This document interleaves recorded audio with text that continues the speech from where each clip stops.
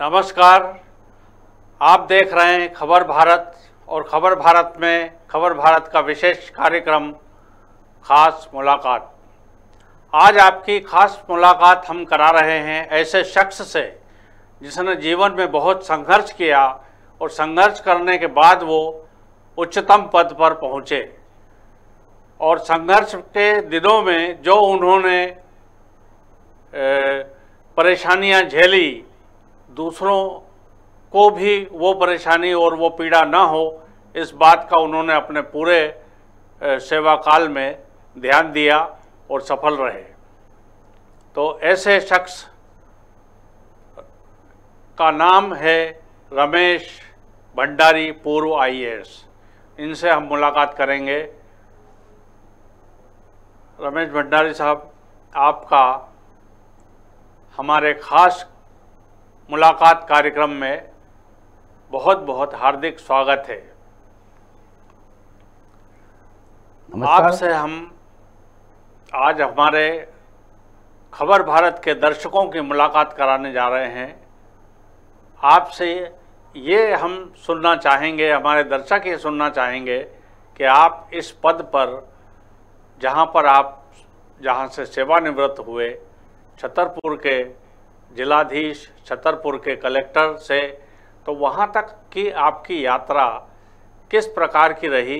आप कहाँ से आपने अपनी ज़िंदगी की शुरुआत की और किस प्रकार से आप जो है इन बड़े पदों पर आप पहुँचे, ये हमारे दर्शक आपसे जानना चाहेंगे। आप उनको इस बारे में कुछ बताएं। नमस्कार, मैं राजगढ़ ज़िले के खिलचीपुर नाम के कस्बे का निवासी हूँ। बचपन मेरा पूर्ण संघर्षपूर्ण रहा है। मैं निम्न मध्यम वर्ग से भी नीचे वाले परिवार को बिलोंग किया है। मैंने मिडिल पास करने के बाद उस समय ग्रामीण क्षेत्रों के प्रतिभावान छात्रों की एक छात्रवृत्ति हुआ करती थी। उस छात्रवृत्ति को प्राप्त कर नरसिंहगढ़ से मैंने हायर सेकेंडरी पास की। उसके बाद उस समय देखिए, सबका सपना होता है कि इंजीनियर बने, लेकिन मेरा इंजीनियरिंग कॉलेज में एडमिशन नहीं हो पाया। BSc 1 में हम लोग उस जमाने के विद्यार्थी रहे जब अंग्रेजी भगाओ भारत बचाओ आंदोलन चला करता था। हमें अंग्रेजी में BSc फर्स्ट ईयर में PCM फिजिक्स केमिस्ट्री मैथ्स में मुझे 99% मार्क्स मिले, लेकिन अंग्रेजी में मुझे 29 नंबर मिले, यानी सप्लीमेंट्री मिली। नहीं तो मेरा सेकंड ईयर इंजीनियरिंग में एडमिशन हो जाता। देखिए, मेरी जीवन की वही कहानी है कि आदमी के जीवन में जो लिखा है या जो नदी के साथ बहता जाता है, उसे हमेशा कभी ना कभी अपनी मंजिल मिल ही जाती है। मैंने BSc पास की, इस प्राइमरी स्कूल में टीचरशिप की। फिर किसी प्रकार से मेरे बड़े ब्रदर ने कहा कि नहीं, तुमको MSc करना चाहिए। मैं MSc करने गया। MSc करके आया, शासकीय महाविद्यालय शुजालपुरम राजगढ़ में सहायक प्राध्यापक के रूप में पढ़ाया। पढ़ाते पढ़ाते अनुभव ये हुआ कि सहायक प्राध्यापक बड़ा पद जरूर है, लेकिन प्रशासकीय सेवाओं के जो लोग हैं उनके सामने इनकी इज्जत बड़ी कम होती है। मेरी एक वकाया है, वहाँ एक SDM हुआ करते थे राजगढ़ में। उनके द्वारा उनके बच्चों को कहा गया कि ट्यूशन पढ़ाओ घर में आप। हमने कहा भाई, मेरे यहाँ तो बहुत सारे बच्चे आते हैं, क्योंकि मैं वहीं का निवासी था और मैं फिजिक्स में लेक्चरशिप करते हुए मैथ्स लोगों को पढ़ाया करता था। उन्होंने मेरे खिलाफ कार्रवाई करा के ये सब बंद करा दिया। फिर मुझे लगा कि नहीं, अपने को अब कहीं और जगह जाना चाहिए। मैंने PSc की परीक्षाएं दी, 3 लगातार परीक्षा दी। एक बार सेल टैक्स इंस्पेक्टर, एक बार एम्प्लॉयमेंट ऑफिसर और फिर डिप्टी कलेक्टर पर चयन हुआ। लेकिन देखिए, मैं जो कहना चाहता था खास करके कि असफलता कभी यह नहीं बताती कि आप सफल नहीं होंगे। मैंने BSc फर्स्ट ईयर में मुझे सप्लीमेंट्री मिली अंग्रेजी में। उसके बाद भी मैंने यूनिवर्सिटी में सेकंड पोजीशन प्राप्त की। यदि मुझे वो सप्लीमेंट्री नहीं मिलती तो मैं इंजीनियर होता, और उस समय सिविल का ज़माना था, सिविल इंजीनियर होता और E या AC से रिटायर हो जाता। लेकिन मैंने सोचा कि चलो भाई, अब कॉलेज में लेक्चरशिप करते हैं। मुझे बहुत कटु अनुभव हुआ उस समय। सब लोग कहते थे कि एडहॉक लेक्चरशिप कर रहे हैं, हमारा बच्चा इंजीनियरिंग में गया, हमारा बच्चा ये कर रहा। उन सबको करते हुए फिर मेहनत की, और मेहनत करने के बाद मैंने PSc सेलेक्ट की। लेकिन जो पीछे की कहानी भी वो है, चूँकि मैं बहुत गरीब परिवार से था, एक जोड़ी कपड़ों में मैंने पूरी BSc की, रोज़ कॉलेज से आने के पहले सवेरे खाना बनाना, घर कमरा किराए का लिए रखा था उसकी सफाई करना, और उसके बाद फिर पढ़ाई करना। लेकिन ये सोच रखा था कि कुछ न कुछ बनना है। बीएससी फर्स्ट क्लास पास की, सप्लीमेंट्री होने के बाद भी एमएससी फर्स्ट क्लास पास की इंदौर यूनिवर्सिटी से, कॉलेज में लेक्चरशिप की, और फिर हमने पीएससी की परीक्षाएं दी, 3 जगह सिलेक्शन हुआ। एक साथ भारी परिवर्तन आया। लोग कहते हैं कभी कभी ज़िंदगी में कुछ परिवर्तन किसी व्यक्ति के आने के कारण होता है। मुझे बताते हुए बड़ी प्रसन्नता है कि मेरी उसी साल मेरी बेटी का जन्म हुआ, और उसके बाद एकदम 3 पीएससी की परीक्षा पास होना, कॉलेज लेक्चरशिप में रेगुलर हो जाना, ये सब एक साथ हुआ। तो ये मेरी कहने का अर्थ ये है कि जो व्यक्ति है, कोई फ़र्क नहीं पड़ता किस जगह से पढ़ रहे हो, किस जगह से आप निकल रहे हो, लेकिन यदि अपना उद्देश्य पूरा हो और असफलता से घबराओ मत, और फिर अपनी सफलता के लिए प्रयास करते रहो। मैंने बहुत ठोकरें खाई, मैंने कहा ना आपको, हायर सेकेंडरी में परसेंटेज कमाया, इंजीनियरिंग में नहीं गया, बीएससी 1 में सप्लीमेंट्री मिली, उसके बाद भी बीएससी कर ली, प्राइमरी स्कूल में टीचरशिप कर ली, और फिर ऐसे करते करते मुझे डिप्टी कलेक्टर सेलेक्ट हुआ। आपने काफ़ी संघर्ष किया, लेकिन आपने हिम्मत नहीं हारी, सबसे बड़ी बात यह है। और जो अवसर मिलते गए, उन अवसर का आपने पूरा लाभ उठाया, और जीवन में यहाँ तक आप आगे बढ़े। भंडारी साहब, हम ये जानना चाहेंगे, दर्शक हमारे, कि आप जो डिप्टी कलेक्टर में चयन आपका हुआ, तो आपकी पदस्थापना कहाँ कहाँ और किस किस प्रकार से, किन किन जिलों में अलग अलग रही, और उन उन पदस्थापनाओं में आपको क्या क्या अनुभव हुए, क्या आपने अच्छा प्राप्त किया, क्या आपने सीखा, या क्या आपको कोई कटु अनुभव हुए, ये भी हमारे दर्शक आपसे जानना चाहते हैं। जी सर। जी सर, मेरी सबसे पहली जो पदस्थापना थी वो बिलासपुर जिले में हुई। उस समय छत्तीसगढ़ और मध्य प्रदेश एक ही था। जी। और बिलासपुर में मेरी पदस्थापना हुई। बिलासपुर में ट्रेनिंग के दौरान ही मुझे परियोजना अधिकारी एकीकृत विकास आदिवासी विकास परियोजना पेंड्रा रोड का प्रभार मिला। SDM Janjgir, SDM Katghora. और वहाँ पर जो सबसे ज़्यादा चैलेंज था, पहले जो बिलासपुर ज़िला था, मैं आपको बताना चाहूँगा दर्शकों को भी कि बिलासपुर ज़िला एकीकृत ज़िला था, आज उसके 5 ज़िले हो गए।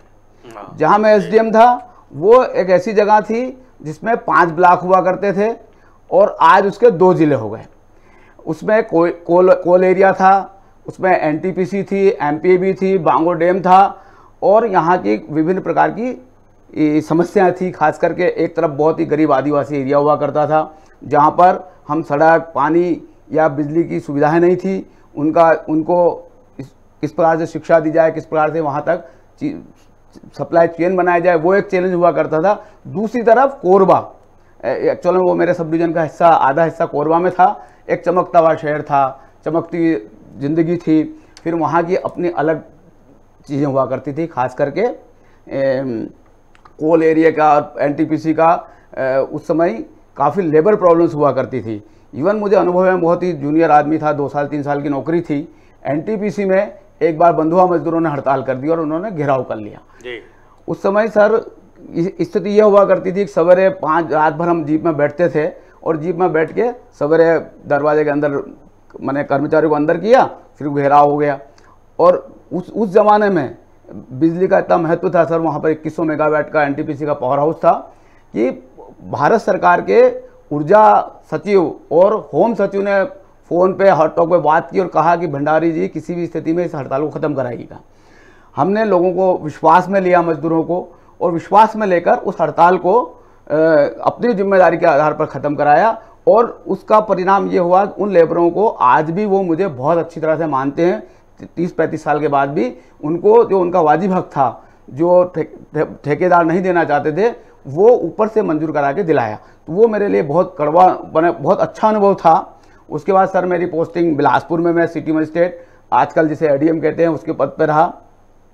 उस ज़माने में वहाँ पर प्रोटोकॉल और अन्य चीज़ें सीखी सर। तत्पश्चात मेरी पदस्थापना भोपाल में हुई। भोपाल में मैं मंत्रालय में किसी मंत्री जी के साथ में विशेष सहायक रहा। 2-2.5 साल वहाँ नौकरी करने के बाद मेरी पदस्थापना नागरिक आपूर्ति निगम में हुई। मैंने MP state civil supplies corporation में, वहाँ 2 बार पदस्थापना हुई। पहली पदस्थापना अनुभव यह था सर कि पहली बार वहाँ पर गेहूं की बम्पर खरीदी हुई थी, लगभग 6 लाख मेट्रिक टन गेहूं खरीदा गया था। आज तो हम लोग 100 लाख मेट्रिक टन की बात करते हैं, लेकिन उसके लिए हम उस समय गेहूं को NTPC को प्रदाय करते थे, FCA को प्रदाय करते थे। FCA के पास गोदाम नहीं थे। हमने शिवपुरी, उज्जैन, यहाँ की एयर स्ट्रिप पे गेहूं का भंडारण करवाया, FCA को दिया, और उसी साल हम मेरे जो MD है उनसे बात करके हमने एक नई चीज़ लाया, डिसेंट्रलाइज्ड वीट प्रोक्योरमेंट, जिसमें ये होता है कि जो अनाज पहले क्या होता था, हमारा जो गेहूं आप जानते हैं मध्य प्रदेश का गेहूं बहुत अच्छा होता है, मध्य प्रदेश का गेहूं बाहर चला जाता था और हमारे पास पंजाब का मोटा गेहूं आता था। हमारे नई स्कीम लाया जिसमें पहले हम अपना गेहूं अपने स्टेट में बांटेंगे, बचा हुआ गेहूं फिर हम सेंट्रल पूल में देंगे, और उसके कारण वो आज तक सफलतापूर्वक चल रहा है। फिर सर मैं बीज निगम में सेक्रेटरी के रूप में रहा।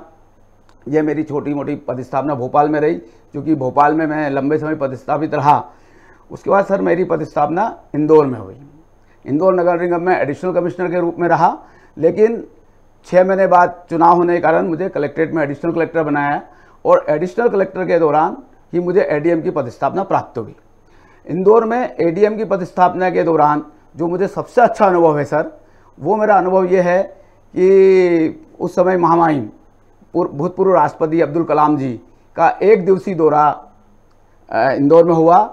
प्रोटोकॉल के नाते दिन भर उनके साथ मैंने समय बिताया, जिसमें उनके द्वारा केट, सेंटर फॉर एडवांस स्टडीज़ एवं IIM में भाषण और उनके साथ लंच, ये सारे कार्यक्रम उनके साथ हुए, और वो ज़िंदगी का बहुत ही अविस्मरणीय दिन है।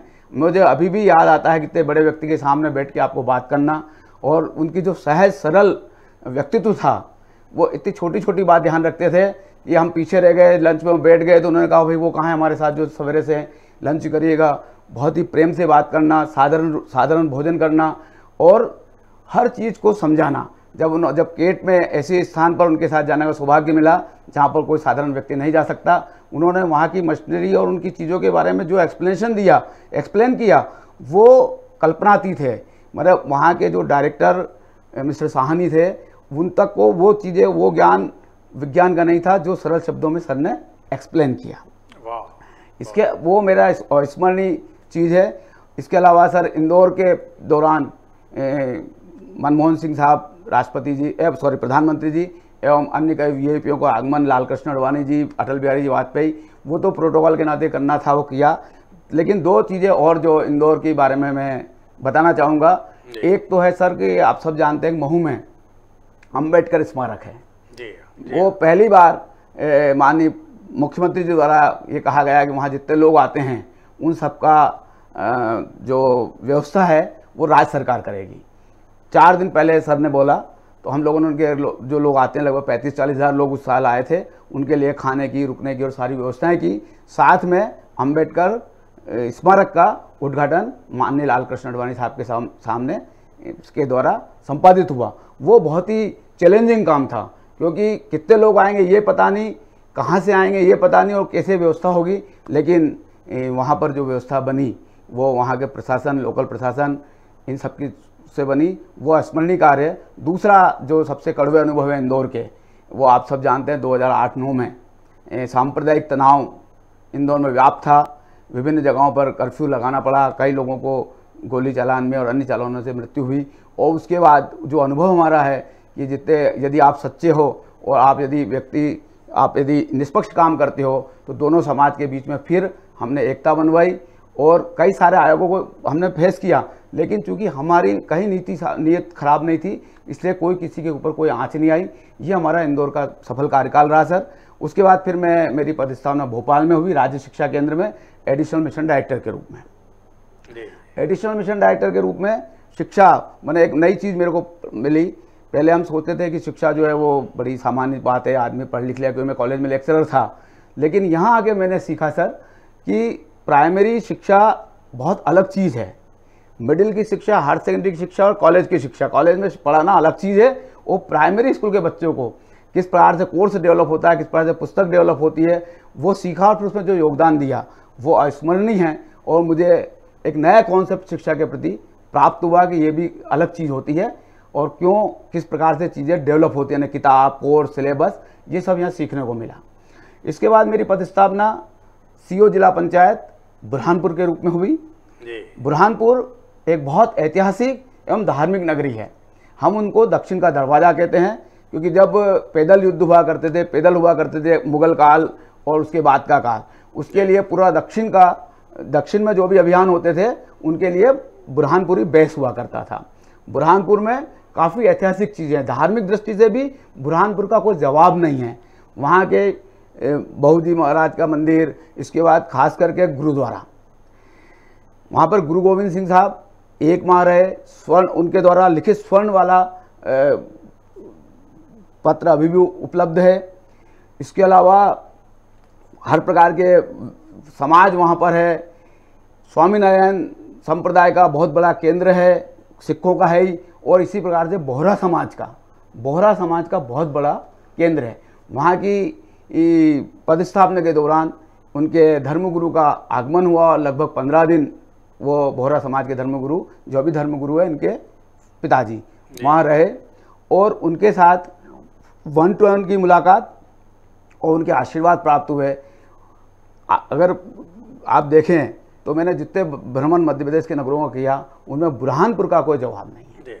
बुरहानपुर के बारे में भंडारी साहब एक सुनने में आता है, वो पानी की वहाँ पर जो व्यवस्था है वो बड़ी पुराने ज़माने की टेक्निक से अलग प्रकार की है कि किस प्रकार से जल का प्रदाय होता है, कहाँ से पानी बह करके आता है, उस बारे में आपको कुछ जानकारी है क्या? बिल्कुल सर। सर उसे कुंडी भंडारा कहते हैं जी। सर उस प्रकार की प्रणाली विश्व में केवल 3 जगह हैं सर। एक मिस्र में है, एक और किसी स्टेट में, और एक वहाँ पर है। ये रहीम खान साहब ने उसको बनवाया था। उसमें क्या हुआ था सर कि जो वहाँ बड़े बड़े आसपास, अगर बुरहानपुर की भौगोलिक स्थिति देखें तो आसपास बड़े बड़े पहाड़ हैं। उन्होंने क्या किया सर कि पूरे बुरहानपुर के अंदर एक जगह पहले एक मेन स्पॉट लिया, वहाँ पर भूजल आता है सर, और पूरे बुरहानपुर में कुंडियाँ बनाई गई और उनको कुंडियों को चैनलाइज किया गया, माने जिस प्रकार से अपन पाइपलाइन डालते हैं ऐसे जोड़ दिया गया। और वहाँ से उन कुंडियों को कुछ इस प्रकार का डिजाइन है सर कि हर कुंडी में पानी अपने आप प्रेशर से बहता रहता है बराबर जगहों पर, और जहाँ भी आपको पानी की आवश्यकता है वो आप कुंडी के अंदर से पानी बाहर निकाल सकते हैं। अब तो केवल मेरे हिसाब से 30-35 कुंडियाँ बची है। उस समय जो पुरानी कुंडियाँ जिनका अवशेष बाकी है वो लगभग 200 कुंडियाँ हुआ करती थी। और पूरी बुरहानपुर में, जहाँ पर उस जमाने में लोग कहते हैं सर कि 5 लाख मुगल सैनिक वहाँ एक साथ रहते थे, उस जमाने उतने लोगों को पानी सप्लाई का सिस्टम था सर। बिल्कुल, और वो देखने योग्य चीज़ है सर। जी, ये अनोखा सिस्टम जो है बुरहानपुर में है, और जैसा आपने बताया कि 2 जगह और है, तो ये बड़ी ऐतिहासिक और उस समय की तकनीक की जानकारी इससे हमको मिलती है कि उस समय के लोग जो इंजीनियर होते थे वो किस प्रकार से उस चीज़ को उन्होंने मैनेज किया। मैं ये जानना चाहता हूँ आपसे, दर्शकों की ओर से, कि आपकी पदस्थापना कलेक्टर छतरपुर के रूप में हुई और काफ़ी लंबे समय तक वहाँ पर आपने कार्य किया। चूँकि आप एक बिल्कुल मिडिल वर्गीय परिवार से आते हैं, तो आपने हर वर्ग के परिवार लोगों को आपने संतुष्ट किया, उनकी बातें सुनी, उनके समस्याओं के निराकरण किए। और कोई विशेष वहाँ की कोई बात आप बताना चाहते हो जो हमारे दर्शक जानना चाहेंगे तो उनको बड़ी खुशी होगी, तो कोई ऐसी बात हो तो आप दर्शकों को बताएं। सर छतरपुर के पदस्थापना के पहले जी मैं 2 मिनट और आपसे लेना चाहता हूँ सर। मेरी पदस्थापना उस समय सर, यदि ख्याल हो आपको, 2012 में आप मैंने गेहूं का बम्पर स्टॉक हुआ था, बम्पर उत्पादन हुआ था और गेहूं की भयंकर खरीदी हुई थी। उस समय मेरे पुराने अनुभव को देखते हुए मेरी पदस्थापना नागरिक आपूर्ति निगम में फिर से जीएम के पद पर की गई सर। अच्छा, दोबारा जी सर। और हमारी जो तैयारियां थी पहले, वो लगभग 30 लाख 35 लाख मेट्रिक टन की तैयारियां थी, उतने गोदाम थे। उस साल हमने 81 लाख मेट्रिक टन गेहूँ खरीदा। गेहूँ को रोकने के लिए बोरे नहीं थे सर, गेहूँ को रखने के लिए गोदाम नहीं थे। हमने अस्थायी गोदाम निर्माण किए और पहली बार प्लास्टिक के जो अब जो जिनमें गेहूँ आता है, ये बोरे हमने मैंने बड़ी स्थिति से तोड़े खरीदे सर। और लगभग हर सप्ताह, आपका खुद का अनुभव होगा सर, हर सप्ताह कैबिनेट होती थी, उसमें गेहूँ खरीदी के ऊपर जरूर डिस्कस हुआ करता था। और कैबिनेट ने हम लोगों को अथाह समर्थन किया और हमने जो भी खरीदारी की उन सबको अगर नियत ठीक हो तो लगभग हमने सर उस समय लगभग 50 से 60 करोड़ रुपए के बारदाने सब खरीदे और वो सब खरीद के और गोदाम में भंडारण कराया गया। और 81 लाख मेट्रिक टन में से जितना कि हमको चाहिए था सर 30 लाख मेट्रिक टन के लगभग 50 लाख सरप्लस था। हम लोगों ने उस समय के तत्कालीन SES और अन्य अधिकारियों और माननीय मुख्यमंत्री जी के द्वारा दिल्ली में कोऑर्डिनेशन करके लगभग हमने 51 लाख मेट्रिक टन गेहूँ विथ इन ईयर भारत सरकार को प्रदान कर दिया गया। वो एक ऐसी उपलब्धि है जो आज भी उस उपलब्धि को दोहराना मुश्किल है सर, याद किया जाता है सर। अब मैं आता हूँ सर छतरपुर में। मेरी कलेक्टर के रूप में छतरपुर में पदस्थापना हुई। छतरपुर जैसा आप सब जानते हैं सर बुंदेलखंड में आता है और बुंदेलखंड की सामाजिक, राजनीतिक, धार्मिक सभी परंपराएं अलग प्रकार की सर।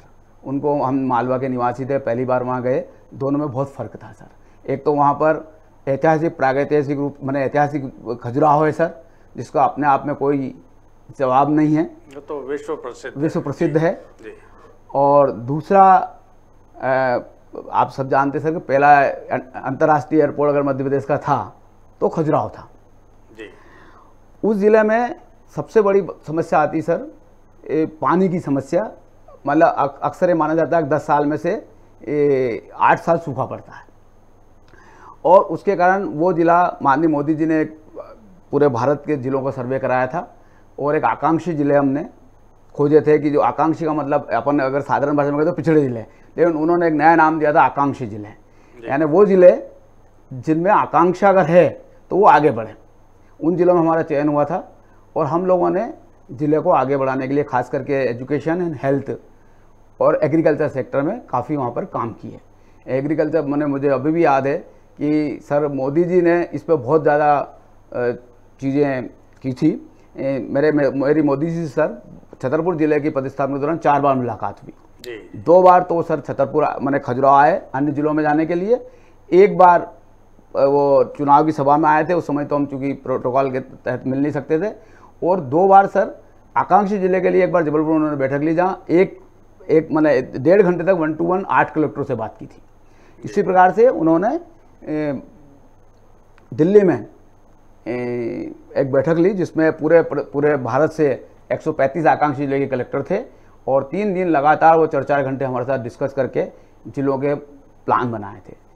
तो मेरा वो भी बहुत बड़ी उपलब्धि मानता हूँ कि आपके कार्यकाल में, छतरपुर के कार्यकाल में आपकी माननीय प्रधानमंत्री से आपकी मुलाकात हुई, उनसे चर्चा हुई, इंट्रैक्शन हुआ और ज़िले की प्रगति के लिए आपने जो भी योजनाएं बनाई उनको स्वीकृति मिलने के बाद उनको लागू भी किया गया और छतरपुर के लोग आपको अभी भी याद करते हैं। ऐसी मेरी अंदाज़ा है मेरा कि निश्चित रूप से आपको छतरपुर के लोग भुला नहीं पाते हैं, भुला नहीं पाएंगे। अब मैं इसको अंत में आपसे ये बात करना चाहता हूँ कि पूरे जीवन के आपके नीचे से लेकर के आखिरी तक के अनुभवों को देखते हुए जो आज का युवा वर्ग है उसको आप क्या संदेश देना चाहते हैं, क्या बताना चाहते हैं? कुछ शब्दों में उसको सर हम यहाँ पर आपसे सुनना चाहेंगे जिससे युवा वर्ग लाभान्वित हो, प्रेरित हो और आगे बढ़ने के लिए वो अपने आप को तैयार करें। सर पहली बात तो मैं कहना चाहता हूँ कि जीवन में असफलता से कभी घबराना नहीं चाहिए। अपने लक्ष्य को निर्धारित कीजिएगा और लक्ष्य की प्राप्ति के लिए अपना पूर्ण माने जितना आपका मेहनत और ज्ञान है उसको लगा दीजिएगा, क्योंकि शॉर्टकट से सफलता नहीं मिलती। मैंने सर कोई शॉर्टकट कभी ज़िंदगी में नहीं अपनाया। जब मैं PSC की तैयारी कर रहा था तो हमने पूरा कोर्स पढ़ा। गाइड या नोट इनसे कोई फ़र्क नहीं पड़ता, आप जितना डिटेल पढ़ेंगे उतनी आपको सफलता 100% श्योर मिलेगी। यानी सफलता का एक तो असफलता से नहीं घबराना चाहिए। ज़िंदगी में आप जरूर सफल होंगे। शॉर्टकट मत अपनाइए, शॉर्टकट से कभी सफलता नहीं मिलती है। और दूसरा, अपने ओरिजिनल को कभी बुलाइए मत। मैंने सर ज़िंदगी भर में कलेक्टर के रूप में या एसडीएम के रूप में जिस रूप में भी काम किया, हमेशा आम आदमी से मिलने की कोशिश की, आम आदमी की बात को समझने की कोशिश की, और ये पाया कि यदि आप किसी व्यक्ति से उसकी समस्या केवल सुन लीजिए, समस्या करे या ना करे, तो भी वो आपसे संतुष्ट होकर जाएगा। इसलिए हमेशा कभी भी अपने पद का या अपने आप का घमंड नहीं करना चाहिए। हमेशा कोशिश करना चाहिए कि सामने वाला व्यक्ति की बात सुने और कई बातें सीखें सर। बिल्कुल। तो कुल मिला करके आपकी बातों का सार ये है कि जीवन में सफलता प्राप्त करने के लिए कभी भी शॉर्टकट नहीं अपनाया जाना चाहिए। शॉर्टकट से कोई सफलता नहीं मिलती है। आपको मोती ढूंढना है तो आपको तह में जाना पड़ेगा। सतह पर आपको मोती नहीं मिलेगा, पानी में डूबना पड़ेगा, तब जाकर के आप कोई मोती ढूंढ पाएंगे। और इन्हीं बातों के साथ आज के कार्यक्रम को हम विराम देते हैं। और जो हमारे साथ हमारे जो गेस्ट पधारे रमेश भंडारी जी, पूर्व IAS, उनका हम बहुत बहुत धन्यवाद करते हैं। और मुझे दीजिए अब इजाज़त, और आप देखते रहिए खबर भारत के शेष कार्यक्रम, बने रहिए हमारे साथ। नमस्कार।